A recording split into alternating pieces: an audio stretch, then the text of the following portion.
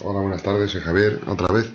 El otro día estuvimos viendo el ABCD del politrauma y nos habíamos dejado para hoy las técnicas, bueno, las técnicas principales, ¿no? Que podemos hacer en un politraumatizado, en un accidente. Que son, en este caso vamos a ver la intubación endotraqueal y el acceso venoso, ¿no? Bueno, realmente las técnicas, pues no tiene mucho que explicar, porque no dejan de ser técnicas.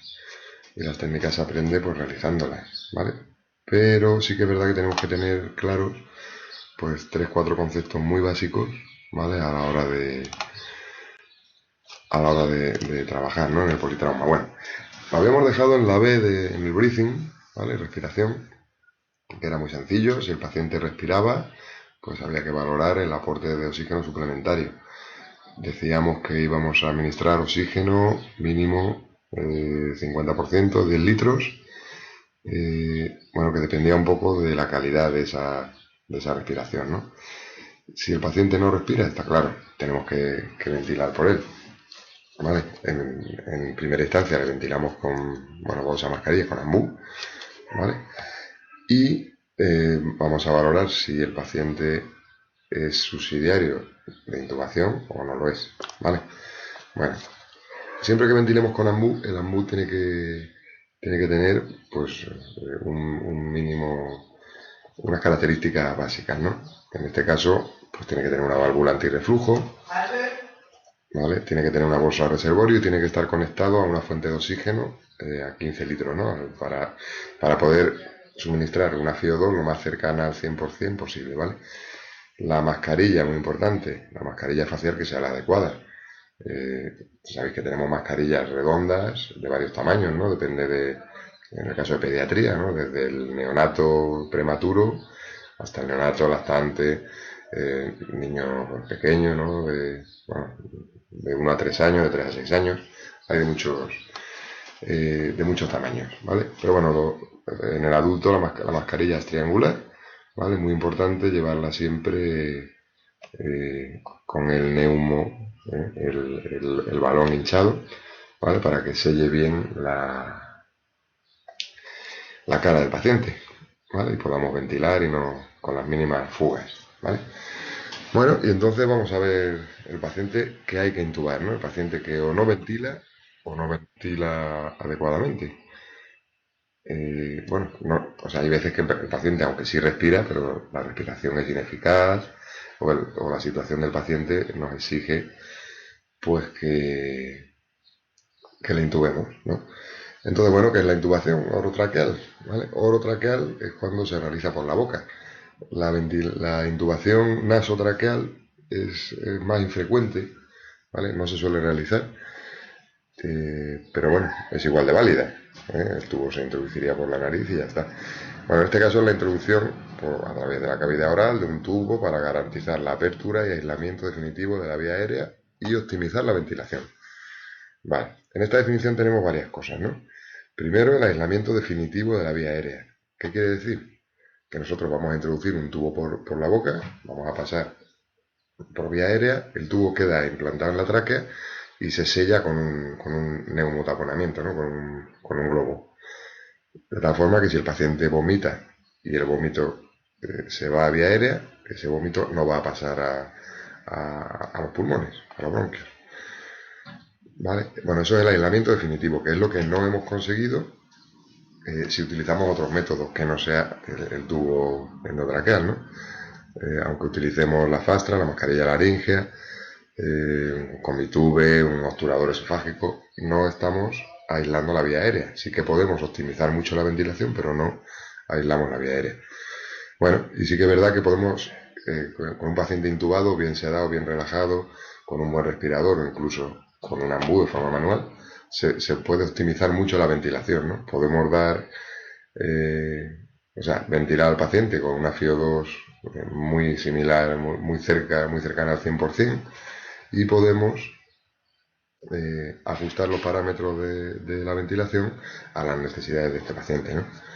Bueno, existen unos criterios para Pues bueno, en España sabemos que el que decide si se intuba o no es el médico y el que le intuba también es el médico, ¿vale? Sí que es verdad que los que trabajamos en extrahospitalaria normalmente hemos intubado bastantes veces porque al final es mejor un paciente intubado que le haya intubado un enfermero que un paciente que el médico lo haya intentado 15 veces y no haya podido, ¿no? Entonces, bueno, en el hospital es mucho más infrecuente porque hay médicos suficientes de sobra, ¿no? Para que lo intenten y si no, pues, bueno, pues avisan a un broncoscopista, no sé, ¿vale? O un anestesista. Pero sí que es verdad que en nuestra hospitalaria no. Bueno, los criterios para intubar a un paciente. Bueno, pues un Glasgow igual o inferior a 8. Acordaros que el Glasgow era la escala de medición del nivel de conciencia, ¿vale? Pues directamente, os dije el otro día que el Glasgow era muy predictivo. Directamente un paciente que tiene menos de 9, o sea, igual o menos de 8, ya es un paciente que tenemos que intubar, porque tiene mucho riesgo de aspirar el vómito por bajo nivel de conciencia, ¿no? Y bueno, lo que nos dicen es que le va a ir mejor si le intubamos que si no, ¿vale? Está claro que hay muchas otras causas que no tienen que ver con el politrauma, pero bueno, la obstrucción de la vía aérea por bajo nivel de conciencia también, ¿vale? Por cuerpo extraño también. Vamos a ver que es un criterio de intubación un poco distinto, ¿vale? Pero vamos, cualquier obstrucción de la vía aérea, pues sí. La apnea, un paciente esté en parada cardíaca o no lo esté. Si está en apnea hay que intubarle, ¿vale? Bueno, luego hay más como el distrés respiratorio grave, el trauma de vía aérea, el trauma facial inestable, el gran quemado, bueno, hay muchas más, ¿no? Pero yo creo que las más importantes pues, podrían ser estas y sobre todo el Glasgow igual o inferior a 8, ¿vale? Bueno, el material sí que hay que conocerlo, ¿no? El laringo, las palas, curvas y rectas, los tubos de distintos tamaños, con balón, sin balón, fiadores, lubricantes, tener a mano un fonendo para comprobar el tubo, un dispositivo de fijación, jeringas, un Guedel, un aspirador y una fuente de oxígeno, ¿vale? Bueno, ¿qué hacemos antes de...? O sea, cuando un paciente está comatoso, ¿vale? Un paciente... bueno, cuando está en parada no hay que hacer nada de esto, ¿no? Pero si un paciente está vivo, ¿no?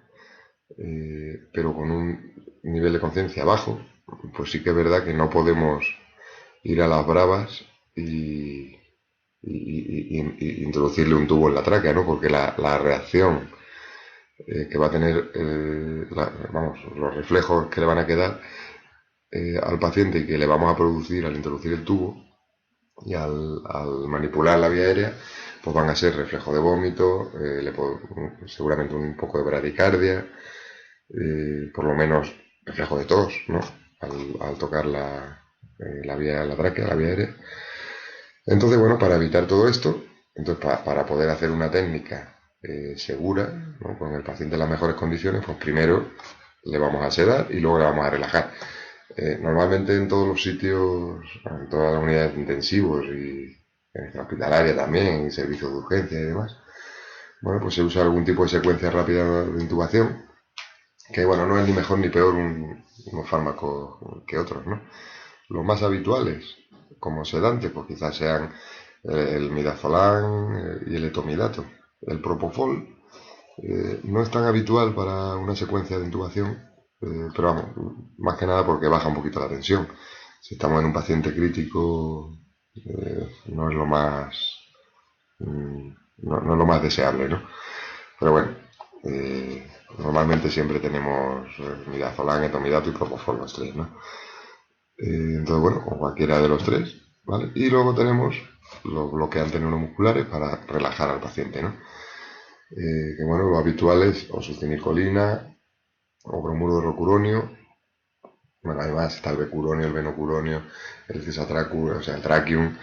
Bueno, cualquiera de ellos, los hay despolarizantes, no despolarizantes, pero bueno, en este caso no hay una gran diferencia de utilización más allá del tiempo de pico, ¿no? Del tiempo de máximo efecto. Vamos a intentar elegir un bloqueante neuromuscular de pico muy corto, ¿vale? Que suelen ser o la succinilcolina o el cisatracurio, por ejemplo, o el bromuro de rocuronio. Y bueno, la dosis recomendada pues va a depender del peso y ya está. Esto sí nos lo tenemos que saber porque al final esto es una secuencia que se hace bastante rápido, ¿no? Se hace mientras el médico o quien sea eh, está ventilando al paciente con el AMBU y alguien está preparando el material para la intubación, ¿no? Bueno, pues un paciente que hay que intubar, vemos los criterios, se decide que hay que intubarle, pues siguiente paso, sedación y relajación, ¿vale? Con una oxigenación alta para preparar al paciente para esos segundos que va a estar sin ventilar, ¿no? Que es el tiempo que tarde el médico pues, en introducir el laringo, en encontrar la vía aérea, introducir el tubo y fijarlo todo bien. Bueno, bueno, la preoxigenación se recomienda en la mayor parte de los casos, ¿vale? En el caso del politrauma se recomienda siempre, ¿vale? Una preoxigenación elevada, vamos a intentar que el paciente tenga saturaciones por encima de 90 y vamos a preoxigenarle con el AMBU, con bolsa reservorio y una FiO2 de 100% a 15 litros, ¿vale? Bueno, la técnica pues es la que es, el laringo que se coge con la izquierda, no hay laringo para zurdos, o sea que pues nada, el tubo se introduce por la derecha, ¿no? Y se hace así porque lleva la luz en un lado, la lucecita no va en cualquier lado. Si lo hacemos al revés, no vamos a ver nada, ¿vale? Bueno, se desliza la pala lateral por el lado de la pala por el lado derecho de la lengua, ¿vale? Desplazándola un poquito. Importante, pues no aplastar la lengua contra los dientes y no hacer palanca en los dientes, ¿no? Bueno, ¿cómo ayudamos nosotros? Nuestra función no es meter el laringo, porque eso normalmente lo hace el médico. Nuestra función muchas veces va a ser hacer o la maniobra de Selig, que es esta, que es una maniobra de ayuda en la que presionando un poquito en el cartílago cricoides, ¿vale? Hacia abajo, pues podemos ayudar a alinear la vía aérea superior con la tráquea, ¿no? Con las cuerdas vocales, solo para que el médico los pueda ver, ¿no? Porque al final el tubo tiene que entrar entre las cuerdas vocales, ¿vale? La maniobra de Selig se hace de una forma, es una presión suave, no es una presión fuerte. Si hacemos una presión fuerte, lo que hacemos es taponar la entrada de la tráquea, entonces no se ve nada, ¿vale? Hay otra maniobra alternativa que se usa mucho en Estados Unidos, que se llama maniobra de Burp. Burp significa Back Up Right Position, ¿vale? Entonces es muy parecida, es hacia abajo, o sea, hacia adentro, back, hacia arriba, hacia la derecha del paciente, ¿vale? Back Up Right. Y bueno, cualquiera de las dos normalmente ayudan al médico a la visualización de la glotis. Yo muchas veces hago una, si el médico sigue sin ver nada, pues le hago la otra, que no hay ningún problema, porque todo esto hay que ir haciéndolo sobre la marcha, ¿no? Y bueno, son cosas muy sencillas que sí que pueden ayudar.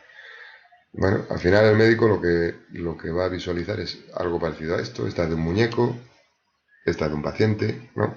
Vemos las cuerdas vocales y vemos la entrada de la tráquea cubierta por los de cartílago hioides, cricoides, en fin. Por ahí es por donde tiene que introducir el tubo endotraqueal, ¿no? Alguien tiene que haber preparado el tubo, ¿no? A veces hemos tenido que ser nosotros. Normalmente en mi trabajo el tubo lo preparan los técnicos o el técnico conductor. Pero bueno, el tubo pues sí que hay que comprobar que el neumotaponamiento no esté pinchado, ¿no? Porque una vez ya lo hemos introducido, la verdad es que es una faena sacarlo porque esté pinchado y tener que intubar otra vez al paciente, ¿no? Entonces merece la pena comprobarlo. Bueno, tiene que estar bien lubricado, sobre todo por la punta. Hay médicos que te piden el tubo con fiador, sin fiador, con forma más cóncava, menos cóncava, en fin. Eso ya cada maestrillo tiene su librillo. Pero bueno, si nos toca a nosotros preparar el tubo, pues sí tenemos que saber prepararlo, ¿no? Tenemos que saber que el tubo en principio, debe estar estéril, aunque vaya a pasar por la cavidad oral, que no es estéril, pero va a ir a la tráquea, a la vía aérea. Entonces, cualquier manipulación del tubo, lo único que hacemos es pues aumentar las neumonías eh, iatrogénicas, ¿no? Por nuestra culpa. Entonces el tubo no se manipula, el tubo tenemos que conseguir lubricarlo, ponerle el fiador, todo sin tocarlo, ¿vale? Pero vamos, se puede hacer, que no es nada del otro mundo, ¿vale? Y todo esto hay que hacerlo pues, con un poquito, digamos, no de forma acelerada, pero rápido, ¿no? Es algo que hay que hacer más o menos rápido porque sí que es verdad que mientras el paciente no está intubado, la vía aérea no está aislada, sí que podemos estar ventilándole, pero con un ambú, que siempre una parte se le va a ir a vía digestiva. Entonces, bueno, lo antes posible, ¿vale?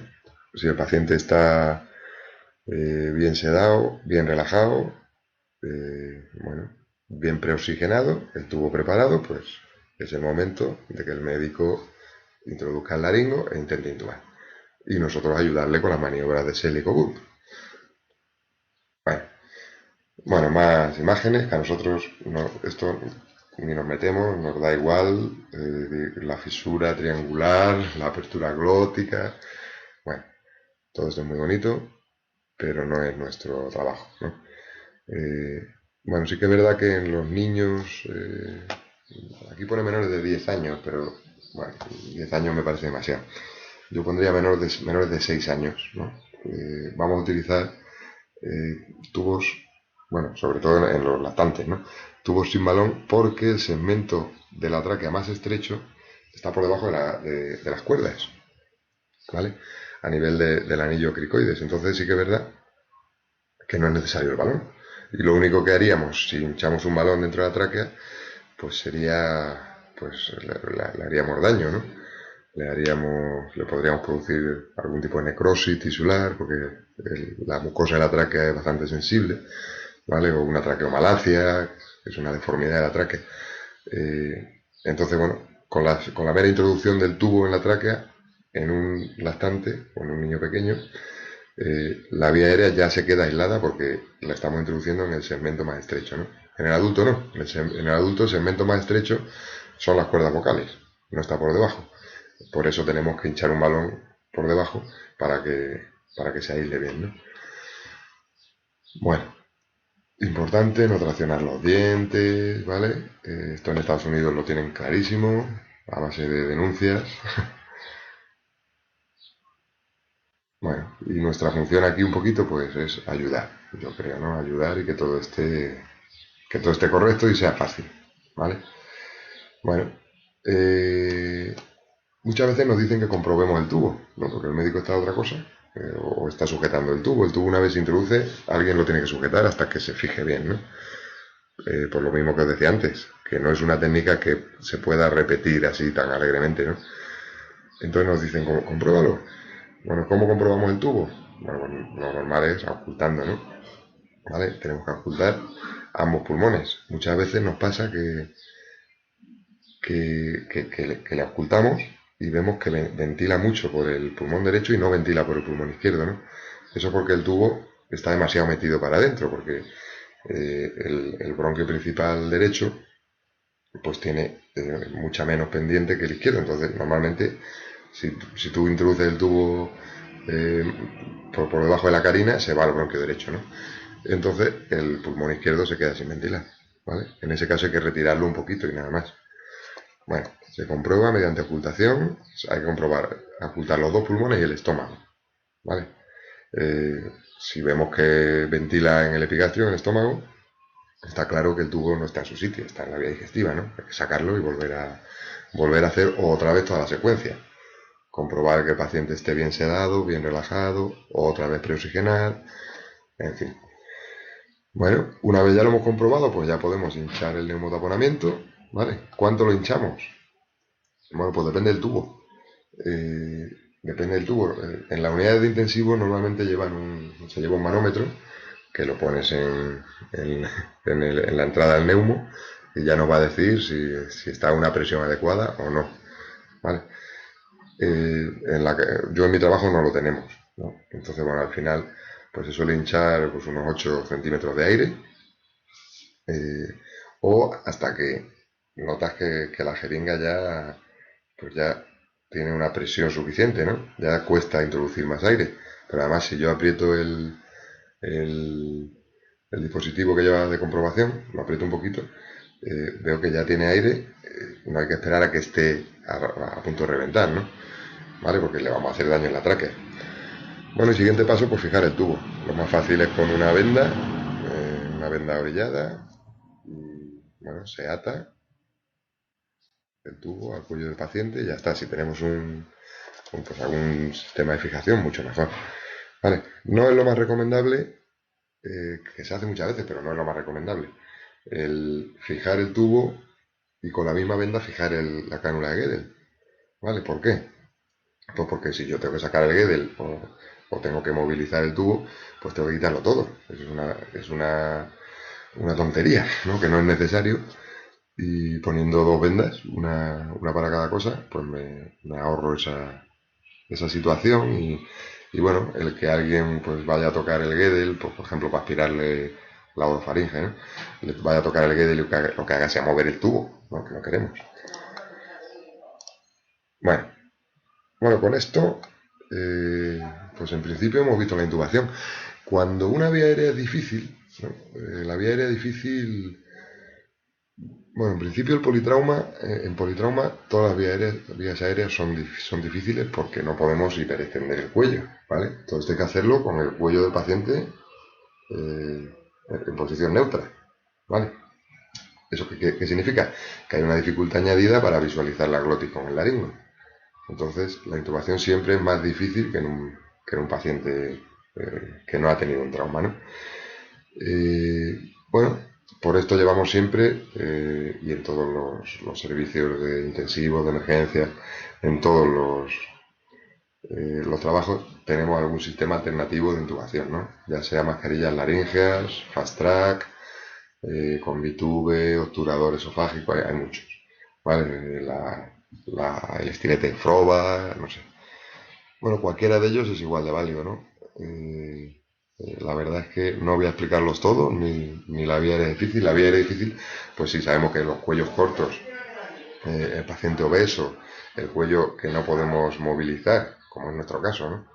Eh, los pacientes hay una clasificación, se llama la clasificación de Malampati, que nos dice que hay 4 clases de cuellos, ¿no? De cuellos, teniendo en cuenta los pilares amigdalinos y la distancia del mentón a la campanilla. Bueno, con eso hay 4 clases, digamos, de dificultad, ¿no? Pero bueno, esto está muy bien para el anestesista, que lo ve en la consulta al paciente y dice, Malampati 3, pues a lo mejor hay que, pues no sé, utilizar una proba, ¿no? Pero bueno, nosotros la verdad es que los pacientes no los encontramos y nadie se para a, a, a estos tecnicismos, ¿no? Al final es algo que hace sobre la marcha, siempre se intenta hacer una intubación endotraqueal y bueno, si en un par de intentos, 3 intentos no se ha podido, pues normalmente el médico te dice que utilicemos otro método, ¿vale? Bueno, es conocer el método que tienes en tu trabajo y saber la técnica, ¿no? Y ayudar igual que con la intubación. Bueno, pues con eso la B estaría, lo que es la ventilación, porque vamos a decir muy poquito más, que el paciente con politrauma no le vamos a ventilar con presión positiva, eh, porque le podemos producir barotrauma, que se llama, o sea, le podemos hacer una especie de neumotoras por la presión del respirador. Y si el paciente ya tiene un neumotora, se lo vamos a empeorar bastante con la PIP. Entonces, paciente, el respirador le quitamos la PIP, le ponemos la FiO2 a tope, al 100%, ya tendremos tiempo de bajárselo en el hospital cuando tengamos una gasometría, ¿vale? Y normalmente se le pone una frecuencia respiratoria alta y un volumen bajo, pues a lo mejor 500 de volumen tidal y a una frecuencia a lo mejor de 15, 16, ¿vale? No es como se pone en intensivo en el hospital, un respirador, pero así vamos a ayudar un poquito a eliminar carbónico, porque estos pacientes siempre están en acidosis, siempre. ¿Por qué? Porque han estado unos minutos respirando muy mal, ¿no? Y luego otro rato en apnea, mientras se está intubando, y eso produce que se metan ácido siempre. Entonces, para favorecer la eliminación de carbónico, pues siempre se pone más frecuencia y menos volumen, ¿vale? Nos olvidamos de la PIB y la FiO2, pues alta, ¿vale? Bueno, vamos a la C. En la C habíamos visto que teníamos que canalizar, bueno, en principio, por lo menos una vía venosa, ¿no? Si el paciente ha habido que intubarle, ya la teníamos que tener canalizada, ¿no? Nos dicen que si es un paciente hemorrágico, ¿no? Que podamos sospechar de una hemorragia, o un paciente con un trauma de abdomen, o bueno, o cualquier paciente crítico, que vamos a necesitar al menos 2 accesos venosos, ¿vale? Bueno, normalmente coger una vía, en España los enfermeros, las enfermeras lo hacemos muy bien, es una técnica nuestra de siempre y está controladísima, normalmente, ¿no? Sí que es verdad que el paciente crítico hay veces que tiene unas dificultades añadidas, ¿no?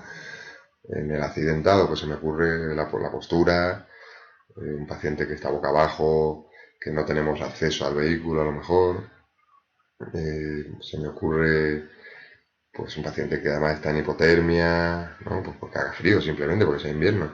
Entonces puede tener un poco de colapso, si encima está sangrando, mucho más colapso. Bueno, entonces no siempre es tan fácil, ¿no? Pero bueno, la verdad es que yo creo que esto sí lo hacemos bien. O sea que no hay mucho que explicar. Y la parte de vías periféricas me la voy a saltar. Sabéis que lo más rápido es pinchar en la fosa antecubital, ¿vale? Eh, pero bueno, a veces, ¿no? Pues yo qué sé, yo tengo por costumbre pinchar primero en la mano, casi siempre. Y normalmente cojo buenas vías. Pero bueno, cualquier... yo creo que hay que coger la vía que uno mejor pueda coger y con mejores garantías de cogerla con éxito, ¿no? ¿Qué es lo que nos dicen los libros, no? Pues que tenemos que intentar coger una vía, pero que esa vía periférica no nos puede llevar más de 90 segundos. O 3 intentos, claro. Hombre, esto yo creo que hay que tomarlo un poco con flexibilidad, ¿no? Sí que es verdad que 90 segundos es bastante tiempo para coger una vía. Eh, pero hombre, lo de 90 segundos o 3 intentos, o sea, cada intento de 30 segundos, no, no. Hay que ser un poco flexibles. Sabemos que hay pacientes en los que coger una vía va a tener mayor dificultad que en otros. Y, y bueno, y con un poco de sentido común sabemos, o sea, tenemos que tener muy claro en qué paciente es vital tener una vía o no es tan vital, ¿no? Puede demorarse 2 minutos, 3 minutos, ¿vale? Hombre, está claro que un politrauma no puede estar media hora sin una vía, si estamos nosotros allí, pero, pero sí que es verdad que un paciente que esté estable en principio y que no presente mayor problema, pues a lo mejor podemos pincharle una cuarta vez si no hemos conseguido la tercera, ¿no?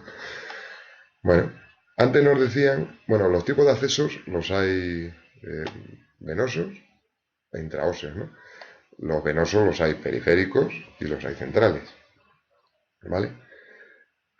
Bueno, todos sabemos cómo es una bocal, ¿no? Un catéter. Bueno, ¿dónde pinchar? Pues bueno, pues en la cefálica, en la basílica, en la mano, donde mejor se pueda, ¿vale? No vamos a extendernos con esto. Sí que es verdad, es muy importante que esté bien fijada la vía. ¿Por qué? Pues porque al final estos pacientes los van a manipular un montón de gente. Van a venir los bomberos, va a venir Protección Civil, la Guardia Civil, nosotros, Atención Primaria, el de la ambulancia. Y al final esa vía es muy fácil que alguien se enganche en el sistema del suelo y le dé un tirón, ¿no? Sin querer. No estamos en una camilla, pues estamos en la calle, ¿vale? Entonces es muy importante que esté bien fijada y que alguien esté pendiente. Bueno, no sé si tengo aquí, voy a buscar una diapositiva. No, o me la he saltado. No, pues pensé que la tenía, pues no, debe estar en otra presentación. Bueno, antes nos decían que la primera elección siempre es el acceso venoso periférico. Antes nos decían que la segunda elección era el acceso venoso central. Cuando no hemos podido coger una periférica, coger una central. Pero desde hace unos 12, 14 años, ya lo que vienen diciendo todos los textos, todas las publicaciones, es que no, es que la segunda elección ya es la intraósea, no es la central. ¿Vale? Entonces las centrales han pasado a un segundo plano. Sí que es verdad que en el hospital se siguen canalizando muchas vías centrales en pacientes en urgencias, ¿vale? Pero bueno, es más quizá por un tema de formación de los médicos también, de los residentes, que al final las técnicas para aprender a hacerlas hay que hacerlas. Entonces, bueno, también hay muchos más medios, no tenemos el problema, pues eso, o sea que allí puede estar un médico a la vía aérea y otro a una vía central, ¿no? Pero en mi trabajo no. Si un médico está a la vía aérea, pues está a la vía aérea, no está nada más. Y no hay más médicos, ¿no? Entonces, bueno, los textos lo que dicen es que la segunda opción es siempre la vía intraósea, ¿vale? Entonces, bueno, si hemos hecho 3 intentos o más de 90 segundos, o nos dice el sentido común que no vamos a poder coger esa vía porque es un lactante accidentado, que es muy difícil, pues a lo mejor tenemos que ir directamente a la intraósea, ¿no? Pero ya no nos vamos directamente a una vía central, como hacíamos antiguamente, ¿vale? Bueno, vamos a ver el acceso intraóseo, ¿no? Bueno, el acceso intraóseo es introducir una aguja, ¿no? En el canal medular, ¿no? De- de- dentro de los huesos que tenemos en todos los huesos largos. Vale. A ver, un momentín.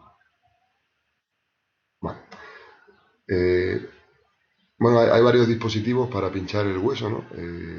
Bueno, los hay desde manuales, tipo como una chincheta, ¿no? Grande, como las agujas de raspado de médula.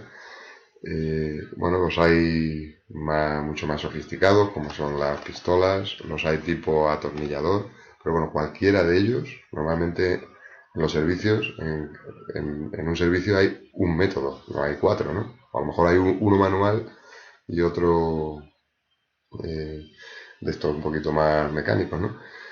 Pero bueno, es conocerlo y saber utilizar el tuyo, ¿vale? Bueno, ¿dónde se coge una intraósea? ¿Se canaliza? Bueno, pues lo más frecuente es en la tuberosidad tibial anterior, ¿vale? Bueno, la tuberosidad tibial anterior, es decir, debajo de la rodilla, ¿vale? Yo le toco al paciente la rodilla, bajo 2 centímetros, ¿vale? O sea, le toco la tuberosidad tibial, bajo 2 centímetros o 2 dedos, ¿no? Y le tenemos que pinchar ni en la cara anterior, ¿vale? Ni en la cara transversa. Le tengo que pinchar justo en un ángulo oblicuo, ¿vale? A 2 centímetros por debajo de la tuberosidad. Bueno, sería más o menos ahí, donde tengo el puntero, ¿vale? Bueno, ahora no se ve el ratón. Ahí, todo esto, ¿vale? Bueno, ahí esa zona es la recomendada para menores de 6 años en todos los casos, ¿vale? Y también es una zona que se utiliza en adultos. Aunque es verdad que en adultos se suele utilizar la misma zona, pero por encima del tobillo, ¿vale? Por encima del maleolo. Eh, bueno, los últimos estudios lo que nos dicen es que cualquier hueso largo con una zona, bueno, que sea más o menos plana, que hay varias en un hueso. Ahora aquí tenemos esta, pero tenemos también la de la cara interna, tenemos esto, tenemos justo la cara anterior por encima del maleolo. O sea, en todos los huesos hay varias zonas, ¿vale? Entonces, cualquier zona plana de un hueso largo, que sabemos que tiene médula ósea, que se aleje 1 o 2 centímetros de las epífisis o de las zonas de crecimiento, ¿vale? Sobre todo en los niños, lógicamente, pues van a ser susceptibles de pinchar. Se puede pinchar el húmero, ¿vale? Un poquito por debajo de la articulación. Incluso hay dispositivos de punción external, ¿vale? El esternón, pues, en Estados Unidos sí se utilizan. Aquí en Europa son infrecuentes, ¿vale? Bueno, ¿qué nos permite el acceso intraóseo? Pues nos permite, Eh, Infundir lo mismo que en un acceso venoso que en un acceso central. O sea, sueros, líquidos, cristaloides, coloides, drogas, medicación de cualquier tipo y alcanzar unas dosis sí, unas concentraciones plasmáticas de fármacos muy similares que si lo hemos metido vía intravenosa. ¿Vale? Eh, Vamos a ver. Bueno, aquí lo que hemos dicho, ¿no?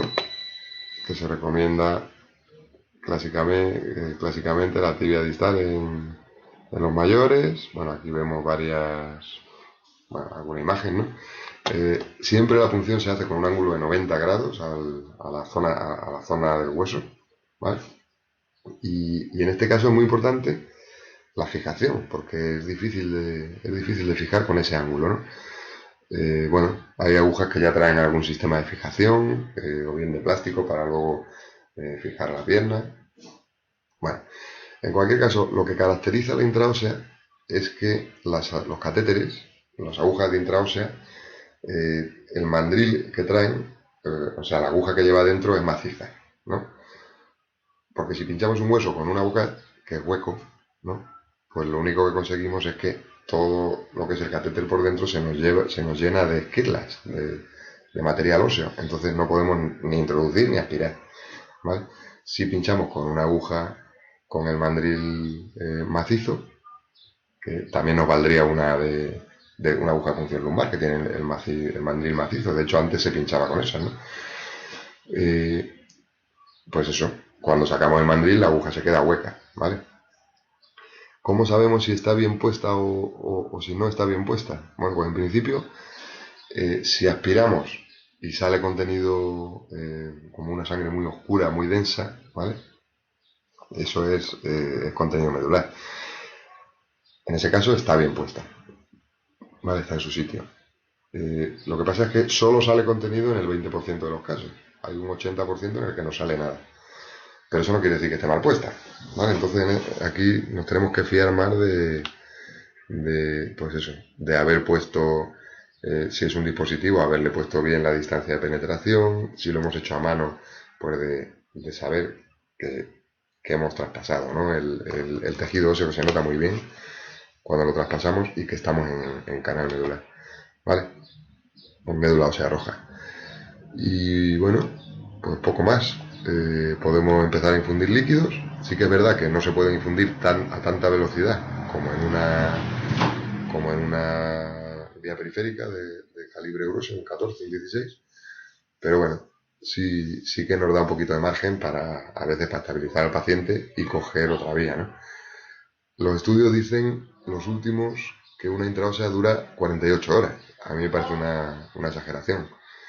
Eh, Hombre, si la cuidamos mucho a lo mejor, ¿no? Pero yo la experiencia que tengo en la calle es que normalmente siempre van a movilizarse de alguna manera y si yo la mantengo durante todo el traslado, al final esa vía llega extravasada, normalmente, y bueno, se nota muy bien además cuando se extravasa porque pues se ve la rodilla o el tobillo se empieza a tumefactar, se dematiza, ¿no? Un poquito y vemos que cae mucho peor, ¿no? El suelo. Y entonces hay que retirarla, no nos queda otra, ¿vale? Pero bueno, como una vía de transición, la verdad es que la intraósea está muy bien para recuperar al paciente y recuperarle un poco de circulatorio y bueno, que ya no esté tan colapsado y poder cogerle o simplemente seguir intentándolo con más, con más tranquilidad, ¿no? Bueno, y yo por mi parte, pues nada más, ¿vale? Lo único, pues eso, tener muy claro los criterios de intubación, el material de la intubación, que va a ser una intubación difícil, que hay que hacer a todos los pacientes la secuencia rápida de intubación, primero sedarlo, luego relajarlo, no al revés, y que si al paciente o sea, no podemos canalizarle una vía periférica, pues la elección es la vía intraósea, ¿no? Conocer nuestro dispositivo que se usa en nuestro servicio, en nuestro trabajo, y saber cuál es la zona de punción y poco más, ¿no? Al final los cuidados, pues, como siempre, que van a depender mucho más de nuestro sentido común, a veces que que de algunas publicaciones, ¿no? Que podemos ver por ahí. Pero bueno, la verdad es que la vía intraosa yo la he utilizado mucho. Sí es verdad que yo he utilizado más la manual, porque en mi servicio hay de las dos y yo con la manual sí que tengo seguridad de que está bien puesta, ¿no? Pero bueno, cualquiera de las disponibles son adecuadas, ¿vale?